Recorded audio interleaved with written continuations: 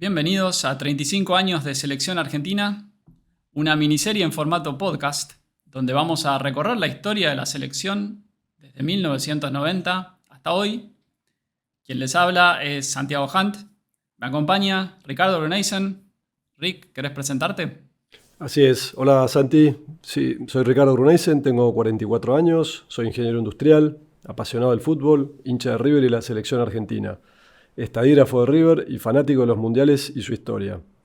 Hacemos esto para reflejar lo que sentimos en estos 36 años siendo la selección y para que quede como legado algo hecho por hinchas y no por periodistas deportivos. Sí, como dice Rick, esto es un experimento. Ninguno de los dos es periodista, solo somos fanáticos del fútbol en general, de la selección en particular. Y decidimos arrancar con la historia de la selección desde 1990 porque ese mundial es donde arrancan nuestros recuerdos. Los dos somos categoría 81, con lo cual es el primer recuerdo firme que tenemos de la selección. La idea entonces es hacer un episodio semanal, donde vamos a ir recorriendo los distintos ciclos, con foco en un mundial por episodio. En este episodio en particular nos vamos a enfocar en el Mundial 90, el siguiente en el ciclo Basile y el Mundial 94, y así sucesivamente. De vuelta, la idea de hacer esto es porque nos divierte, no esperen ningún tipo de rigurosidad periodística, pero a cambio les prometemos sinceridad total, absoluta y descarnada. Rick, ¿tenés algún comentario adicional? Así es. Nosotros lo que nos pasa siempre cuando charlamos es haber vivido los mundiales tan de cerca y vinculados con nuestra vida y lo que estábamos pasando en ese momento. Y bueno, siempre fue un tema de conversación y vivencias lindas, recuerdos lindos. Y bueno, ¿por qué no compartirlo con todos ustedes? Así que sin más, arranquemos con lo que dimos en llamar el episodio 0. ¿Por qué episodio 0 y no episodio 1? Porque este episodio va a ser distinto. En este episodio en particular solo vamos a hablar del Mundial 90. Ya desde el próximo episodio vamos a recorrer no solo el Mundial, sino el ciclo previo. Pero de vuelta, por un tema de dónde tenemos recuerdos más frescos, si bien podemos tener algún recuerdo de la Copa América 89, la realidad es que nos pareció el punto de partida más limpio arrancar de un mundial, que aparte es un mundial que tiene un montón de peso histórico y que está en la memoria de un montón de gente, con lo cual nos parecía un excelente punto de partida. Así que sin más, arranquemos por lo que fue la lista de la selección para ese mundial. Rick, ¿querés contar un poco quiénes eran los jugadores? Sí, por supuesto. Bueno, los arqueros eran Pumpido, Goicoechea y Cancelarich. Recordamos que en el segundo partido Pumpido se lesiona, una lesión de gravedad, fractura expuesta de tibia y peroné, y ahí lo llaman a Comiso, que pasó a ser el cuarto arquero, pero bueno, Pumpido regresa a Buenos Aires. Los defensores, una lista con muchos defensores, plagada de defensores, había 8 defensores, estaban Bauza, Fabri, Lorenzo, Monzón, Sensini, Cerrizuela, Ruggeri y Simón. Mediocampistas, Batista, Basualdo, Burruchaga, Maradona, Justi, Troglio y Olarticoechea. Y adelante, muy débil, muy flojos y pocos delanteros, solamente 4, Balbo, Calderón, Canigia y De Sotti. Hay algo de esta lista que, bueno, hay muchas particularidades y que ya vamos a mencionar, pero hay algo que me resuena de entrada, sobre todo pensando en la escaloneta 2026, que es que esta selección que venía a ser campeona del mundo solo repite un tercio de los jugadores que estuvo en esa lista. Hubo un recambio tremendo, algo que después es, bueno, ya lo vamos a charlar cuando lleguemos a Scaloni, si está bien, si está mal, que falta recambio, sobra recambio. En este caso, Bilardo hizo algo que era muy poco común, que realmente, por más que la selección del 86 salió campeona, se casó con muy pocos de ese equipo y cambió a la gran mayoría, a 2 tercios. Y la otra gran particularidad es que esta selección tenía entre 8 o 9 defensores. 8 en lo formal, 9 si lo contás al Vasco Olarticoechea como defensor también. Totalmente. Y la verdad que lo que me nace de esa lista es, y ahora es algo que te quería preguntar antes de seguir avanzando, es ¿qué te nace, qué dos palabras te vienen a la cabeza cuando pensás en esta selección? Porque yo tengo dos muy claras, un poco contradictorias, pero quiero escuchar Sí. tu opinión. Bueno, la primera yo te diría coraje, porque es una selección con poco fútbol, pero tenía algo que no se negociaba, las ganas, la valentía y los huevos, si me permiten la expresión, para ir siempre al frente. Y la otra palabra es la resiliencia. Es una selección que tuvo todas las adversidades posibles, todas, y supo reponerse a cada una de ellas y salir siempre fortalecida, como la derrota inicial con Camerún, muchas lesiones, varias suspensiones, la salida de Valdano, que era un referente y campeón del mundo y muy cercano a Diego, solo 2 semanas antes del Mundial. Él estaba retirado y había tenido un episodio de hepatitis en el 87, tuvo de que dejar el fútbol y por pedido de Bilardo se pone a punto en 6 meses con un doctor italiano que lo tuvo a raya y con una exigencia total y llegó bien, inclusive jugó amistosos, 2, bueno, y finalmente se queda fuera. Luego la lesión severa de Pumpido, que comentamos hace un rato. Partidos a la tarde con mucho calor, en fin, bueno. Un Diego que estaba totalmente destrozado físicamente antes de arrancar. Así es, así es. Ya venía mal y además se ligó todas las patadas posibles en los primeros 3 partidos. Camerún, Unión Soviética y Rumania, y ya llegó a Brasil con el tobillo izquierdo directamente destrozado. ¿Cuáles serían tus 2 palabras? Mira, yo tengo dos. Y pueden sonar contradictorias, pero creo que hay una lógica. La primera es amarreta. Una selección tremendamente amarreta, tremendamente amarreta. Era un dolor de ojos verla jugar. Es posible que fuera la selección más horrible, y eso que vamos a discutir selecciones horribles a lo largo de esta miniserie, pero esta compite para ser la selección más horrible de todas. Realmente era amarreta como poco, y ahora me parece importante charlar por qué. ¿Por qué era amarreta? Porque hay una decisión de diseño, como ya dijimos, de llevar 8 o 9 defensores. Para dar un poco de contexto, Scaloni llevó 9 defensores a Qatar en una lista de 26. Acá Bilardo termina llevando el equivalente a 9 defensores en una lista de 22. Y uno puede decir, el doctor se volvió loco, nada, se comió el personaje, pero hay una lógica detrás de esta decisión que me parece importante entender y que viene del hecho de que Bilardo, para empezar, la selección en su esquema original iba a jugar un 3-5-2, pero Bilardo sabía que iba a tener 5 tipos defensivos en cancha mínimo todo el tiempo. Un líbero, 2 stoppers y 2 carrilero, volante, lateral, dependiendo de la situación. Él quería, en su mundo ideal, tener un recambio para cada uno de los puestos. Porque aparte, para él no eran defensores tan intercambiables. Él los veía con roles muy específicos. No era lo mismo alguien como Juan Simón, que iba a jugar de líbero, que un stopper adelantado como podía ser Ruggeri o tal vez Rizuela, que un stopper más fijo como un Monzón, que un carrilero como Lorenzo, que es a su vez distinto a alguien como el Articoechea, que sí se podía plegar más al ataque. La verdad que no había mucha posibilidad de intercambio en esos nombres, por lo menos en la cabeza de Bilardo, ¿no? Entonces de ahí veía la necesidad. También hay otra necesidad y ya lo vamos a hablar, esta selección es amarreta, pero este mundial es amarrete. Es el mundial con menos goles, menos Goles promedio de por gol. partido, correcto. Exacto, menor promedio de gol por partido. De hecho, va a haber una serie de cambios de reglas después de este mundial porque la verdad que el fútbol así no se sostenía. Ahí aparecen cambios en la regla del offside, el pase atrás. Pero, a ver, para dar un dato, 38% de los partidos de este mundial terminan o 0-0 o 1-0. Con lo cual, si uno se para en los pies de Bilardo en esa época, el fútbol se configuraba de manera amarreta. Se pensaba de atrás para adelante. Y esta selección no fue la excepción.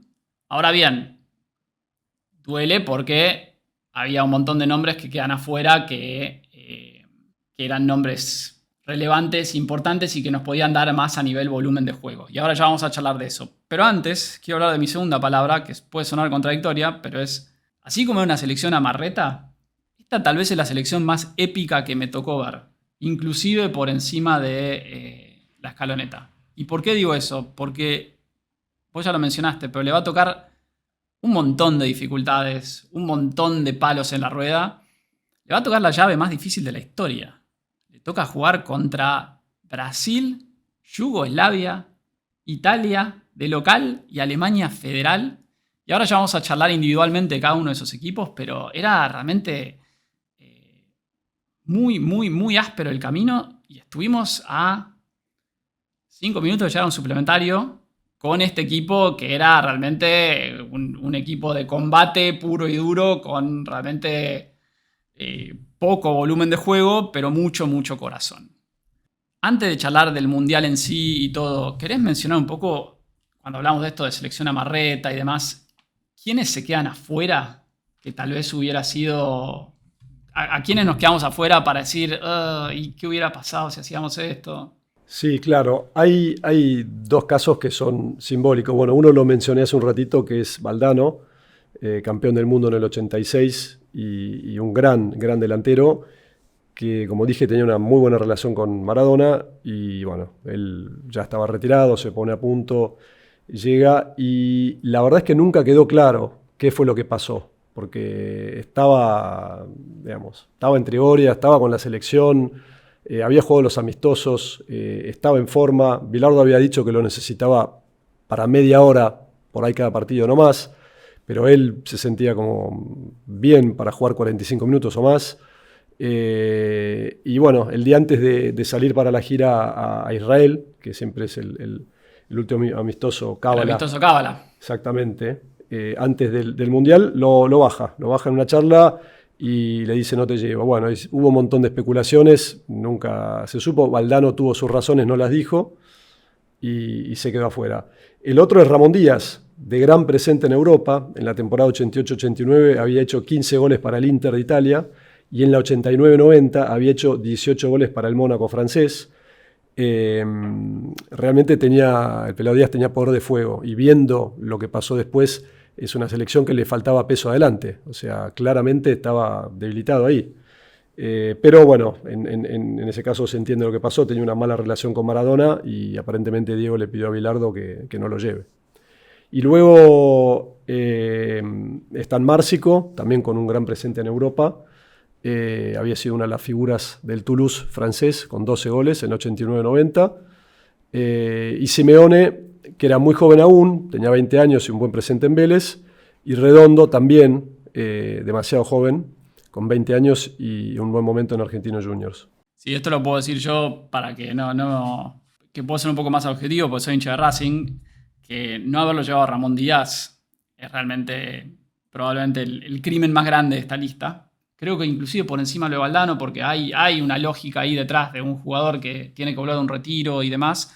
Pero Ramón Díaz estaba en su pico futbolístico, sí, probablemente de lo que fue tal vez el mejor momento futbolístico de su carrera. Sí, totalmente.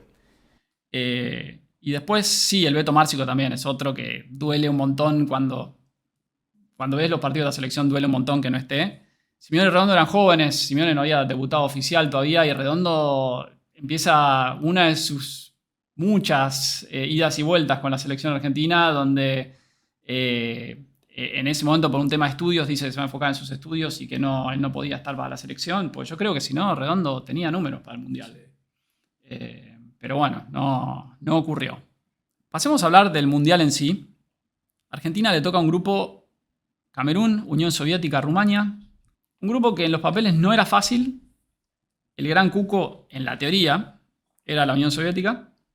Pero recordemos que clasificaban no solo primeros y segundos, sino que clasificaban 4 de 6 mejores terceros. Con lo cual, quedar afuera tenía que ser una debacle total y absoluta.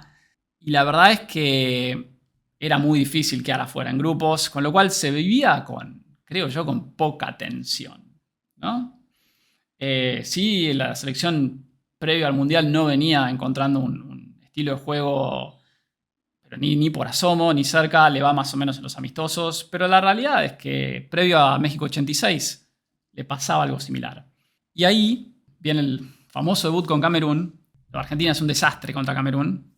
Realmente un desastre, no funciona por ningún lado, no camina por ningún lado el equipo. Camerún, jugando un fútbol muy simple, nos supera por todos lados. Nos pega un montón en un mundial donde nos van a pegar un montón. Camerún nos pega realmente más todavía, exacto. De hecho, le echan a un jugador y así todo con 10 nos logra meter un gol Oman Bijik con un cabezazo que le gana a Fabri. Una jugada totalmente ridícula que uno la mira y dice, ¿cómo no metió un gol así? Salta solo, cabecea, pero sin fuerza, un cabezazo débil que se le escapa a Pumpido. Y Argentina pierde 1-0 con un gol que es realmente un espanto. Y lo único rescatable de ese partido es que va a entrar Canigia en el segundo tiempo y va a empezar a mostrar el único camino ofensivo que va a mostrar esta selección como recurso a lo largo de todo el Mundial, que es tirarle la pelota a Cani y que Cani corra. Sí, ahí se ve uno de los errores. Bilardo equivocó varios puntos en ese partido, pero el más importante fue haber dejado afuera a Canigia, inexplicable, y haber puesto a Balbo. Y Balbo, de hecho, no vuelve a jugar en todo el Mundial, prácticamente de arranque, ¿no? Este partido se le queman todos los papeles a Bilardo. Es famoso, hay un montón de declaraciones de los jugadores diciendo que la famosa declaración, creo que de Ruggeri, que dice que Bilardo los amenazó con tirar el avión abajo si no clasificaban. Recuerden aparte que venía la Unión Soviética, que en los papeles era el cuco, y ya habíamos perdido con Camerún y parecía imposible quedar afuera, y sin embargo era una realidad muy, muy tangible. Sí. De golpe se transforma en una realidad muy posible. Y ahí Bilardo se le queman todos los papeles. Se le quema. El primer papel es: no va a poder repetir la lógica táctica que tenía pensada basada en México 86. El 3-5-2 que quería plantear, que era, no sé si un poco más ofensivo, pero al menos un poco más adelantado, no se plasma. Y Argentina termina mutando en un 5-3-1-1, por decirlo de una manera, con Diego de enlace / segunda punta y el Cani más adelantado. Pero la verdad es que es muy caótico. Inclusive a ratos el equipo va a ser muy difícil de entender cómo se para y cómo juega. Y lo otro que cambia, que es lo que vos dijiste, Rick, es los nombres. Después del partido con la Unión Soviética salen. Bueno, Pumpido arranca pero se lesiona. Pero después Ruggeri sale también por lesión. Sensini, Lorenzo, Fabri y Balbo, ninguno arranca contra la Unión Soviética. Todos después del partido con Camerún, perdón, que lo que he dicho antes, ninguno arranca contra la Unión Soviética. Fabri y Balbo no van a volver a jugar en todo el Mundial. Borrados.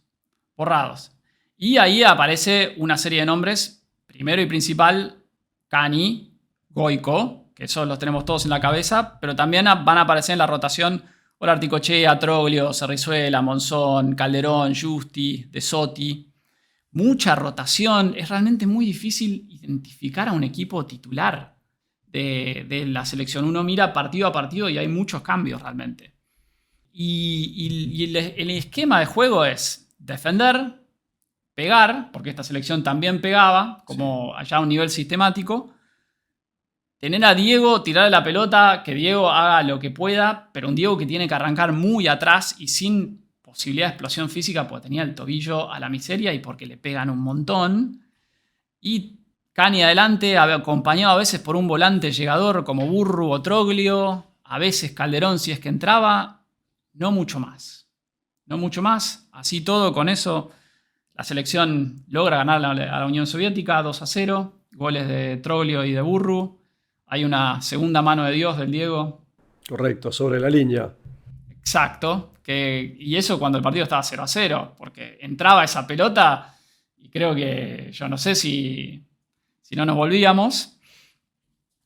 Empatamos con Rumania 1-1 y la verdad entramos como uno de los mejores terceros, pero con la complicación que ya de por sí ahí sabíamos que entrando como terceros, si no le ganábamos a Rumania, nos iba a tocar o Brasil o Alemania Federal. Con lo cual era una situación muy, muy, muy preocupante. Nos toca Brasil Y nada, ahí arranca lo que dimos en llamar la llave más difícil de la historia. Con lo cual, no sé, Rick, ¿querés contar? Hablemos específico del partido de Brasil, que vale la pena entrar en detalle, porque ese nos lo acordamos todos. Exacto, está fijado en la memoria de todos. Fue un partido increíble, jugado el 24 de junio en Turín a las 17 horas con mucho calor. Por eso lo había mencionado antes, es una de las adversidades. A Argentina le toca jugar los octavos y los cuartos a esa hora. Italia en pleno verano, mucho calor. Y bueno, Brasil, a diferencia de Argentina, era local, ya que al ganar su grupo se mantuvo en Torino. Había ganado, digamos, avanzado su grupo como primero y allí se quedó. Estaba lleno de hinchas brasileños, más de 20.000. Y otro detalle, bueno, Brasil tampoco había demostrado el famoso juego bonito de ellos, era un equipo más limitado. Era un equipo normalito de Brasil, ¿eh? En cuanto a nombres, este era... Sí, a ver, en el imaginario colectivo queda Brasil como lo que es y que siempre hay que tenerle miedo, pero este era un Brasil normalito comparado a otros que vamos a ver. Sí, sí. De hecho, Sebastião Lazzaroni, su DT, no era admirador de Bilardo, pero lo copiaba en varios puntos. Un condimento extra para este partido que lo hacía aún más difícil era que Argentina nunca le había podido ganar a Brasil en mundiales. Había perdido en 1974 y en 1982 y empatado en 1978, aquí en el mundial nuestro. Bueno, hablamos ya del tobillo izquierdo de Diego, que estaba a la miseria, hinchado como una pelota de golf. Hay una anécdota que contó Coppola varios años después, que el doctor Madero no se animó a infiltrarlo, le dijo, no, Diego, no puedo. Maradona agarró la aguja y se la clavó él mismo en el tobillo en los días previos al juego. Y bueno, ya yendo a lo que fue el partido, el primer tiempo fue un baile de Brasil, los famosos palos, goicocheos salvando varias, y Argentina perdido en el campo, completamente despistado.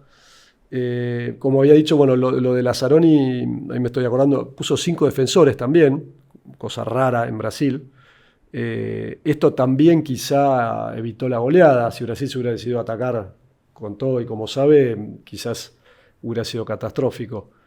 Y bueno, en el segundo tiempo cambian un poco las cosas.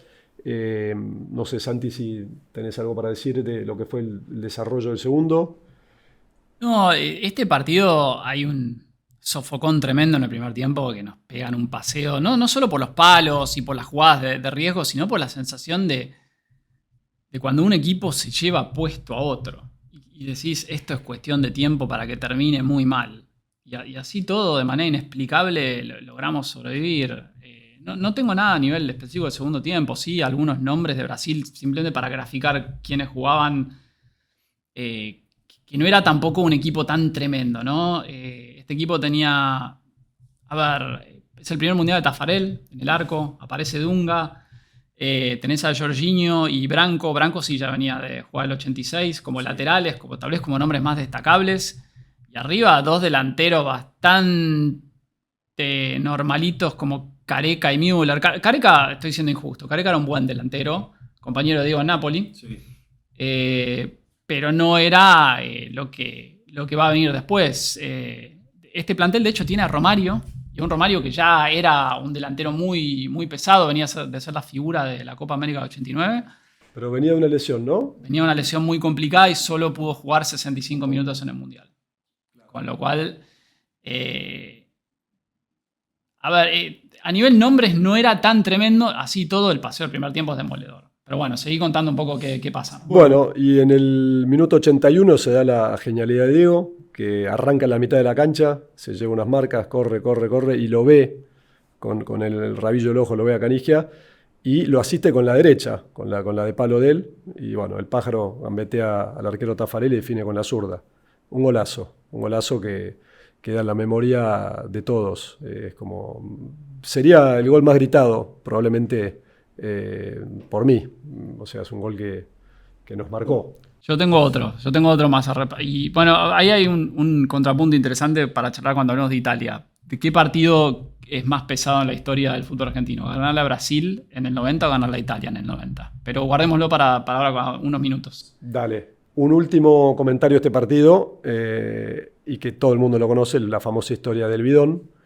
El bidón que Galíndez había preparado, que no se sabe qué contenía, pero en teoría era agua con, algunos dicen Rohypnol, otros Lexotanil, picado, y bueno, muchos años después Maradona y otros jugadores lo admitieron, y que dejó, podemos decir, groggy o mareado a Branco, y bueno, eso fue una manera mala, si queremos, artificial y artera de tomar ventaja, o intentar sacar una ventaja.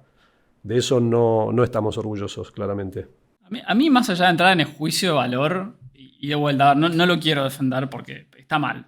Lo que me sorprende es la planificación. Eso está un poco la muestra de lo que es la planificación de Bilardo, porque haber planificado o la capacidad en el momento de improvisar y meter eso, haber planificado tener un bidón contaminado es de locos, es realmente una cosa tremenda. De vuelta, no está bien, pero no deja de sorprenderme la planificación, ¿no?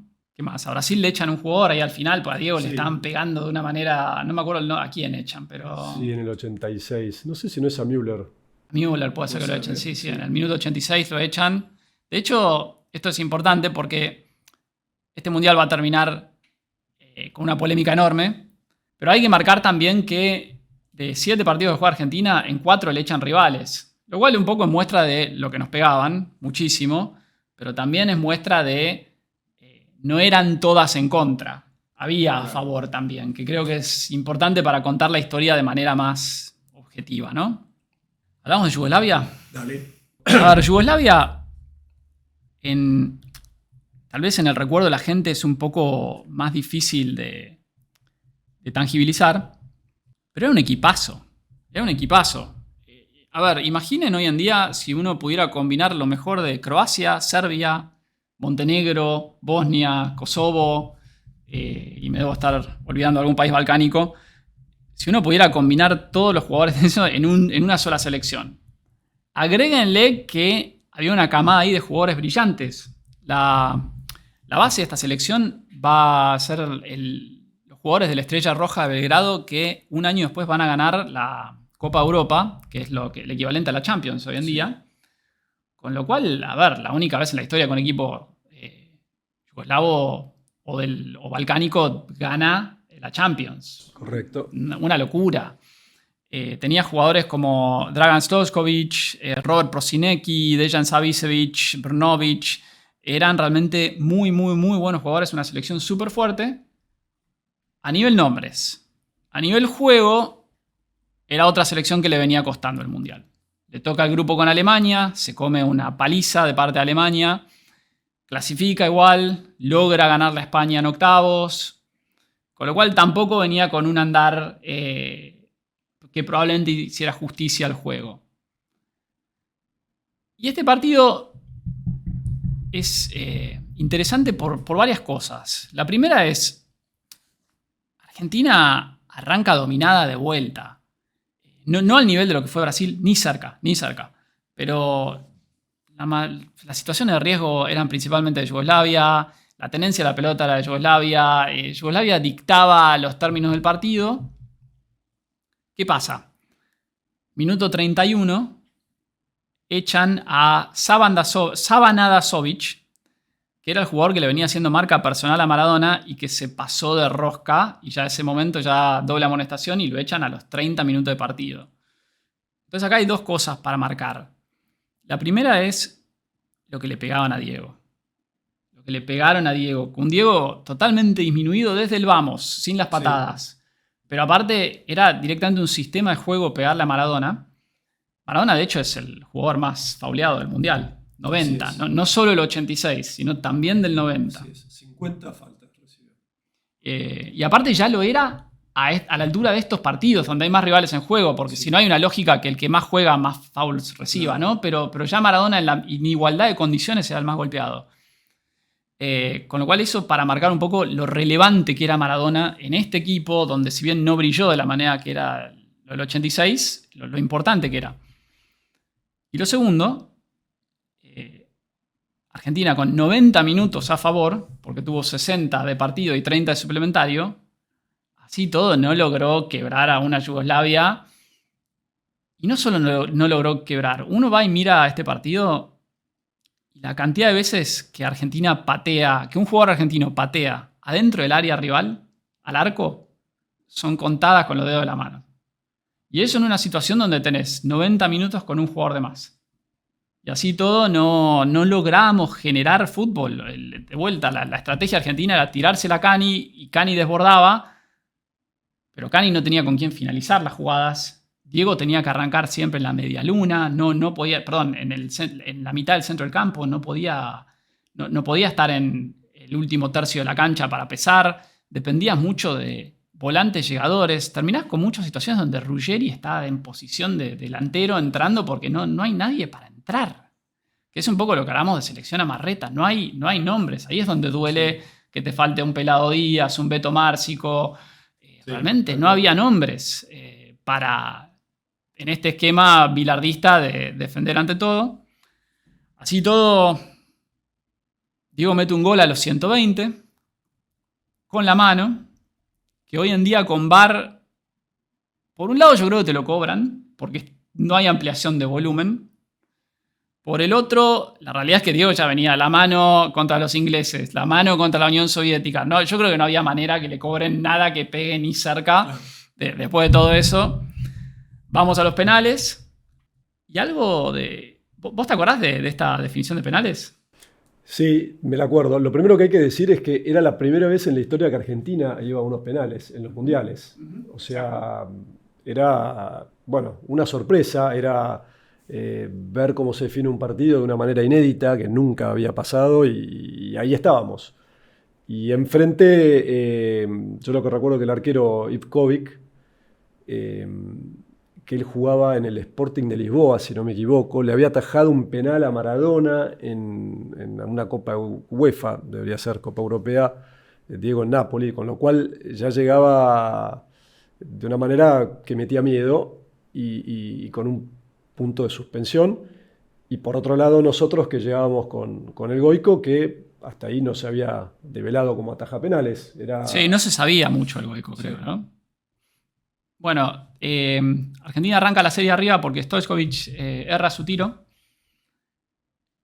Pero acá pasa algo que es realmente complicado, que pasamos a estar abajo, porque primero le atajan a Maradona y después Troglio tira en el palo. Entonces estás en esa situación, de por sí los penales son un dolor de huevos, pero estás en la situación donde estás abajo en la serie y no te quedan chances para remontar. Lo que hace todavía más grosso lo de Goico, porque no es que solo Goico atajó penales en la serie. Goico atajó penales en la serie cuando no había otra alternativa que no era atajar los penales en la serie. Estabas con la soga al cuello, sí, sí. De hecho, ahí arranca la goicomanía de esa época y bueno, después del partido con Italia en adelante. Yo me acuerdo, cualquier chico que jugaba al fútbol en el arco y le pateaban un penal, se paraba, brazos rectos, piernas rectas, manos en las rodillas, imitando el estilo del Goico. O sea, lo que fue la goicomanía arrancando desde este partido en adelante es una cosa increíble.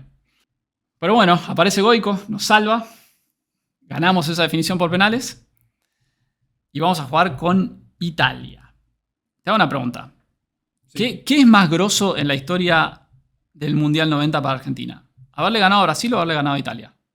No, yo creo que a Italia, por el peso también, bueno, uno porque era local y dos por la instancia. Si consideramos que es una semifinal, es un momento crucial y clave. Entonces, para mí es, bueno, un poco más importante, si vos querés. ¿Querés hablar de un poco de ese equipo italiano, de cómo venía, de quiénes jugaban? Sí, primero, bueno, una breve introducción a lo que es el partido en sí, para seguir contextualizando. Bueno, el anterior, no sé si lo mencionamos, pero con Yugoslavia se jugó en Florencia, con calor también, a las 4 o 5 de la tarde estaba pesado. Esta semifinal con Italia fue jugada el 3 de julio en Nápoles, la casa de Diego, a las 20 horas, con lo cual acá ya el tema del calor no era un problema. Italia, bueno, obviamente era local, con muchos italianos que habían llegado del norte como hinchas, con lo cual ellos sí iban a ser hostiles contra Diego. Italia llegaba con el arco invicto. Y 0 goles en contra en todo el Mundial. 0 goles en contra. De hecho, Walter Sengal, que era el arquero del Inter en ese momento, totaliza 517 goles, 517 minutos, perdón, con la Valle Invicta. Y Italia era amplio favorito, o sea, era un mundial que ellos consideraban no se les podía escapar. Sí, para mí es muy importante contextualizar eso, porque si pensamos Italia hoy, Italia está muy venida a menos. Inclusive la Italia del 2006 parece más un oasis en un desierto, pero en este momento Italia era un equipo muy pesado, campeón del 82, tenía... una defensa granítica. Tenía a Baresi y a Maldini, que son dos top 10 defensores de la historia.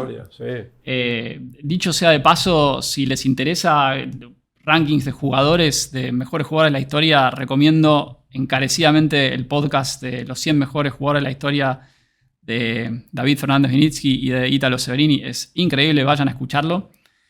Pero bueno, hecho el chivo, Baresi y Maldini, y a eso sumarle jugadores como Bergomi, Ferrara, Donadoni. Lo que era la parte defensiva de ese equipo era una fortaleza. O sea, el hecho de no le metieran goles no era casualidad. Era realmente un laburo meritorio. Sí. Y acá algo que le da aún más épica y más condimento, similar a lo que había pasado en la previa del partido con Brasil. Argentina nunca le había ganado a Italia mundiales. Lo había enfrentado, no sabía eso. Sí, lo había enfrentado 4 veces. En 1974 1-1, 1978 acá en casa derrota. Perdemos. Exacto. 1982 perdemos nuevamente 1-2. Y en 1986, recordado 1-1 con el gol de Diego. Era un clásico ya a esa altura. Era un clásico. Italia. Y 5 mundiales seguidos.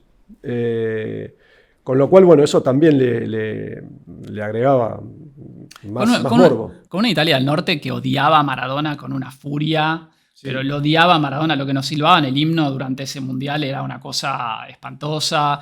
Había un nivel de odio a Argentina en general y a Maradona en particular. Pero el partido se juega en Nápoles. Exacto. Y en Nápoles estaba exactamente con el corazón partido por Maradona. Por un lado era Diego, su ídolo, y es el jugador más grande de la historia, y por el otro su selección. Y Diego, para intentar picantear un poco los ánimos, dijo en la previa, les piden a los napolitanos que sean italianos por un día y los olvidan los otros 364. Como diciendo, recién ahora se acuerdan de los napolitanos. Y Bilardo tuvo una frase también muy, muy ocurrente. En la previa dijo, este es el partido más fácil de todos. Si ustedes hacen lo que yo digo, ganamos. Bueno, si querés vamos al partido, lo que fue... Sí, Argentina hace un gran partido, ¿no? Es el mejor partido de Argentina en el Mundial. Sí. Sí. A ver, de vuelta, con lo que ya dijimos, con muy poca ambición y elementos ofensivos, pero es el mejor partido de Argentina en el Mundial. Sí. Y a pesar de digamos, lo reducido del equipo, el poco poder de fuego que tenía, o lo limitado, si queremos, pateó más veces al arco que Italia. ¿Sabías eso? Pateó 6 veces, Italia pateó 5. Sí, y Cani mete un gol sacado de contexto totalmente. Sí. Lo que hace es una genialidad porque es realmente muy difícil. Salta entre 3 o 4, mete una peinada para engañar a Senga. ¿Podrías decir que Senga sale mal? Sí. Pero a ver, hay muchísimo mérito en la jugada de lo que hace Cani. Sí. Porque, a ver, estaba solo, o sea, eso también lo mide el arquero rival y logra poner el empate. Schillaci había puesto el 1-0. Schillaci, aparte, un jugador normalito que explotó en el Mundial, tuvo un one hit wonder con ese Mundial y de repente termina siendo goleador y lo eligen mejor jugador del torneo al final, creo. También, sí. Gana el Balón de Oro. Después un suplementario que es un festival de patadas. Sí. Es un festival de patadas de los dos lados. Yo me acuerdo de ese suplementario, esto no lo chequeé, pero me lo acuerdo. Nos adicionan 8 minutos. En un suplementario de 15 adicionan 8 en el primero. Con lo que da un poco la muestra de lo inclinada que estaba la cancha. Claro. Nos echan a Justi, con lo cual terminamos con uno menos. El Cani se gana una amarilla que lo va a dejar afuera de la final por bajar una pelota con la mano en la mitad de la cancha. Así es, totalmente estúpida. Sí, cabeza de termo. Qué cabeza de termo que era el Cani. Sobre que nos faltaban delanteros, encima perdió esa canigia para la final. Sí, ahora después vamos a hablar de quiénes se quedan afuera, porque en la acumulación de tarjetas se quedan un montón. Pero bueno, ¿y querés hablar de los penales? Bueno, nuevamente Goico que se transforma en héroe. Para Argentina convirtieron, no Ramos esta vez, así como en Yugoslavia había errado Diego, y Troglio. Aquí convierten Cerrizuela, Urruchaga, Olartecoechea y Maradona. Y el Goico le ataja el cuarto penal a Donadoni y el quinto a Serena, que había tenido una gran temporada en el Inter. Y bueno, se da el milagro y contra todos los pronósticos, el 4-3 en los penales y el pase a la final. Antes de hablar de la final, hablemos un poco de las figuras de esa selección. ¿Quiénes fueron para vos las figuras argentinas en el Mundial? Y bueno, Canigia sin dudas, Goico y el Pepe Basualdo me gustó mucho. Sí, yo tengo... Canilla y Goico creo que nos salen a todos, y Maradona también por un tema de liderazgo y también numérico. El Maradona logró muchas veces tener la pelota él solo y defender con la tenencia de la pelota. Bueno, claramente un tema de liderazgo, ¿no? Pero sí, si tenemos en cuenta que jugaba disminuido siempre, más todavía. sí, 100%. Con lo cual, esos tres, Goico, Cani, Maradona, están en otro nivel. De hecho, Goico y Cani están en otro nivel, inclusive por encima de Maradona en este Mundial. Sí. Pero hay dos que la gente en general no los tiene en el radar y sin embargo fueron fundamentales. Uno lo dijiste, es el Pepe Basualdo. ¿Querés hablar un poco del Pepe Basualdo y yo hablo del otro? Bueno, a ver, Pepe Basualdo, un todocampista, un tipo que podría jugar al fútbol hoy. O sea, parecía un volante de 30 años adelantado, que jugaba a veces de 5, a veces de 8, a veces de box to box, a veces de carrilero. Uno no terminaba de entender qué hacía. Tampoco no es un tipo que, no sé, uno piensa en un Cholo Simeone y tiene una impronta física que se siente en la mitad de la cancha. No era el Pepe Basualdo, y sin embargo el Pepe Basualdo estaba en todas partes en el momento en el que tenía que estar, con el pase justo, con la intervención justa. Sí. Te interrumpo un toque, lo que recuerdo que había tenido una gran Copa América 89 en Brasil, cuando él empieza a jugar, y ahí de hecho se gana el puesto, como vos decís, un todoterreno, un todo puesto, jugaba en cualquier lado. Y en esa copa también habían emisarios de Alemania y ahí lo compra el de Stuttgart, justamente lo quedaron enloquecidos y ahí ya se va para Europa. Sí, y en un equipo tan desordenado a ratos y tan caótico como era esta Argentina, tener a un Pepe Basualdo en el medio te salvaba todo. Y el otro jugador, mega crack, que no se lo reconoce en su justa medida, Juan Simón. Juan Simón juega todos los minutos del Mundial. Es un tipo que le logra poner orden a una defensa que cambia. A veces juega Ruggeri, a veces va a jugar Monzón, a veces va a jugar Cerricela, va a jugar Fabri, va a jugar Lorenzo, va a jugar Sensini, va a jugar Olartecoechea. Cambian todos los nombres, Simón está, ordena, organiza. Y Simón también es... esta selección le convierte en poco. Claro. En parte por el buen Mundial de Goico, y en parte por el esquema defensivo estructural. En muchas medidas hay muchísimas intervenciones de Simón cortando en el momento justo, salvando en el momento justo. Era un crack realmente espectacular, o sea, con un Ruggeri aparte muy disminuido físicamente este Mundial por una pubalgia. La verdad que el Mundial que tiene Simón es altísimo y siento que muchas veces no se lo recuerda. No se lo reconoce, es cierto. Nunca tuvo los flashes ni los reflectores, es cierto. Pero jugadorazo, la verdad que un crack. Pasemos a hablar de la final. No sé, charlemos un poco de la final. ¿Qué falló? ¿Cómo fue? ¿Qué querés contar de la final? Y de la final, lo primero que uno veía es que se respetaban demasiado. Alemania tenía digamos, grandes jugadores, pero también se lo veía con miedo. De hecho, el partido fue muy, muy parejo, muy peleado. Un partido durísimo, de esos que, bueno, no, sin grandes ocasiones. Sin grandes ocasiones. El primer tiempo no pasa nada.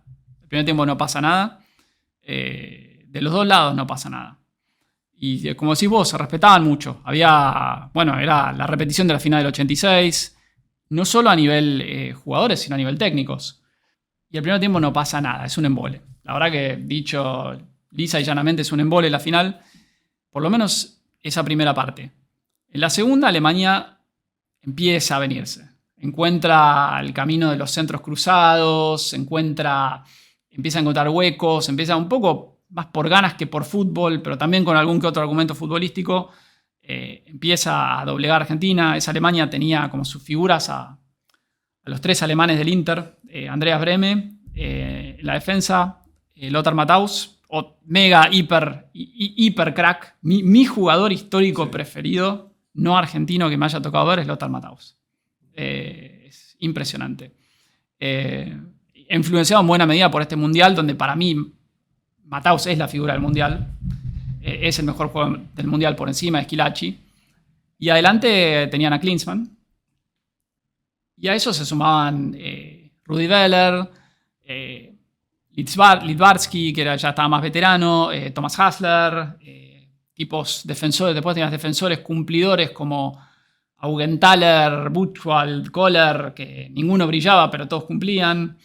Y tenías Bodo Illingner, un arquero tranqui, a mi juicio nada destacable, pero sobrio. Y de a poco nos empieza a cascotear a Argentina, se le empieza a venir encima.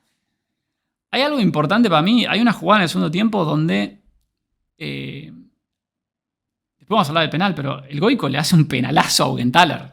Sí. Un penalazo. O sea, tiran un centro cruzado, Lorenzo pierde. Más penal ese que el de Sensini. Recontra. Pero el del Goico es un penal alevoso que es inexplicable que no se haya cobrado. O sea, el propio Goico mira con una cara de derrotado de la que me mandé. Que a ver, el Goico si no hace ese penal es gol, con lo cual claro. No fue un error de Goico, era un último recurso. Pero hace un penalazo enorme, con lo cual también le entra a uno a la duda de si nos querían afanar, ¿por qué no cobrarlo ahí, no? Claro. Después a Monzón lo echan por una plancha violenta, totalmente innecesaria contra Klinsmann en la zona del lateral izquierdo, va con la punta. Después vi una foto de los tapones que le deja sangrando a Klinsmann. Primer expulsado en la historia de los mundiales en una final.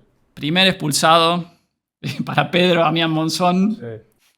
Un logro llamativo. Se suma De Sotti, ¿no? También después se va a sumar De Sotti, pocos minutos después. Sí.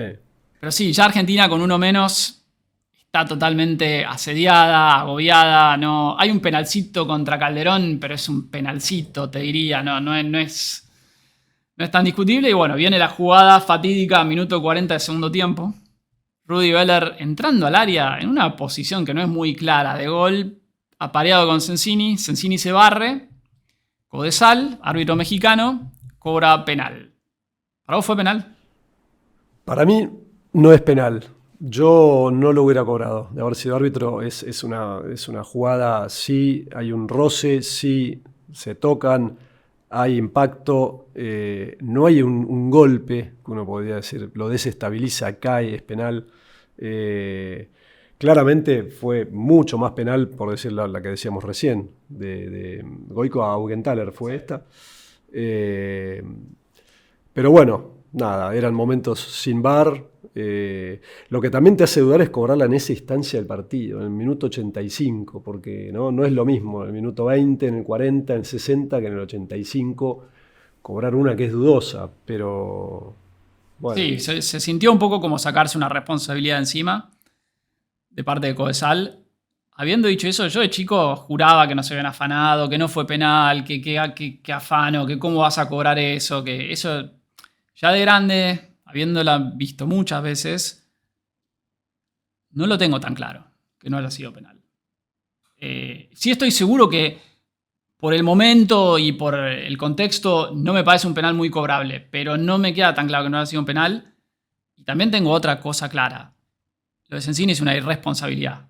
Barrerte ahí, en ese punto de la cancha, en ese momento del partido, dada como viene la mano, donde ya nos perdonaron un penal enorme, sí.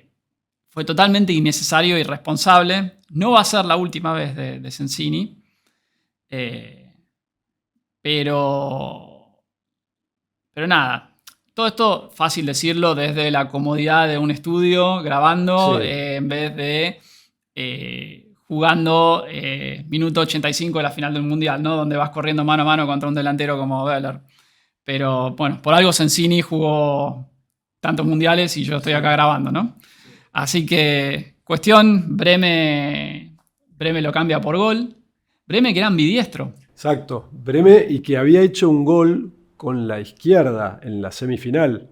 Un zapatazo de lejos. Es que yo creo que Breme, si bien era ambidiestro, jugaba de lateral izquierdo y su perfil preferido era el zurdo y nunca me quedó claro por qué patea el penal con la derecha. Hay una leyenda urbana que es que a los zurdos se les ataja más los penales, que a los zurdos les cuesta más engañar por un tema de perfil. No sé por qué. Breme patea a la derecha, lo patea espectacular, lo clava contra el palo. Goico adivina, salta perfecto, está muy cerca de atajarlo. Milímetros. Sí, pero no llegó. Hubiera sido ya un nivel de épica del Goico ya por encima, porque para los libros de historia, o sea, si hubiera atajado ese penal. No se pudo, perdimos. Decepción enorme porque estuvo muy cerca. Muy, muy cerca, sí. A la vez estuvo muy lejos. Porque esa final no hay... Si la Argentina es amarrete en el Mundial, la Argentina la final la juega con... Nada, con un esquema totalmente que resigna todo. Algo que no dijimos... No dijiste los suspendidos. Sí, iba a hablar de la formación y de los suspendidos, un poco para entender el contexto, para cerrar.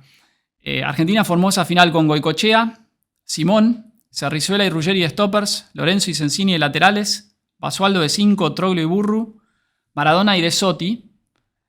Afuera, por tarjetas, Olarticoechea, Justi, Batista y Canigia. Con lo cual, muy, muy diezmada había llegado Argentina a esa final. A eso se le agrega que Ruggeri, la pubalgia lo jode y tiene que salir en el entretiempo. Y ahí entra Monzón. Burru también llegando al límite, lo reemplaza Calderón. Un equipo muy, muy diezmado, muy golpeado. Qué bueno, que dio más de lo que tenía. Hizo mucho más de lo que podía esperarse para lo que tenía y está muy cerca realmente de pelear por un bicampeonato. Cosa que vamos a revisitar cuando hablemos ahora de las chances de la escaloneta en el futuro. Pero bueno, como tituló el gráfico a la vuelta, héroes igual. 100%, 100%, héroes igual. Creo que el recuerdo emocional con el tiempo que todos tenemos de estas elecciones... más allá de duele lo de Amarreta porque uno piensa tal vez podría haber sido distinto, pero la verdad es que héroes con creces este equipo. ¿Te parece como epílogo hablar de un cierre? La idea es hacer en cada episodio un pequeño epílogo donde hablemos del cierre de una etapa. Y en este caso sería el cierre de la etapa de Bilardo como DT de la selección. ¿Qué significó para vos la etapa Bilardo? ¿Qué tenés para decir? Bueno, la etapa de Bilardo fue, digamos, le tocó, cuando empieza el ciclo, tenía la vara demasiado alta porque venía de Menotti, ¿no? Había sido campeón del mundo, Menotti, y bueno, Bilardo tuvo que, con su forma, sus métodos y el famoso ganar a toda costa, hacerse cargo, y la verdad que fue increíble la manera en que lo logró. Habiéndose coronado en México 86, contó con el aporte inestimable de Maradona en su mejor momento, en su prime, como dicen hoy. Pero así todo era un tipo muy, muy trabajador, muy detallista, detallista al extremo de las cábalas también, ¿no? Porque era un enfermo. Un enfermo de todo, de todas las tradiciones, seguir todas las cábalas y también, bueno, ventajista, hay que decirlo, ya desde su época en Estudiantes, los famosos alfileres, o cuando le quitó los lentes de contacto a un jugador del Manchester United en el famoso partido de los The Animals. Pero es un tipo que revolucionó el fútbol nuestro a su medida, así como lo había hecho Menotti, también lo hizo Bilardo. Y bueno, con digamos, la cosa súper positiva de haber casi repetido la gesta en el Mundial del 90 y con un equipo mucho más limitado, diezmado y todo, que llegó tan lejos y que quedó tan marcado a fuego en la memoria de todos nosotros, porque es un subcampeonato que vale igual que el de Brasil 2014, pero en lo emocional vale mucho más. En lo emocional vale mucho más. Vale mucho más. En lo emocional vale mucho más. Y un dato que es muy importante de Bilardo, él logró como DT entre el 86 y el 90 le ganó a todos los campeones del mundo. Hasta ese entonces. En ese entonces, recordemos, Francia y España aún no habían ganado, y él logra ganarle. En México le gana a Uruguay, le gana a Inglaterra y Alemania, y en Italia 90 le gana a Brasil y a Italia. Es decir, hizo el repóker de vencer a los campeones mundiales, que eso es realmente muy importante, viendo lo que fue Argentina en los mundiales siguientes, que siempre los europeos le costaron un Perú, y ni hablar si encima eran campeones del mundo. Sí, a ver, se puede decir infinitas cosas de Bilardo. Se puede hablar de su trabajo, de su obsesión. Yo me voy a quedar con una, que es con su espíritu competitivo.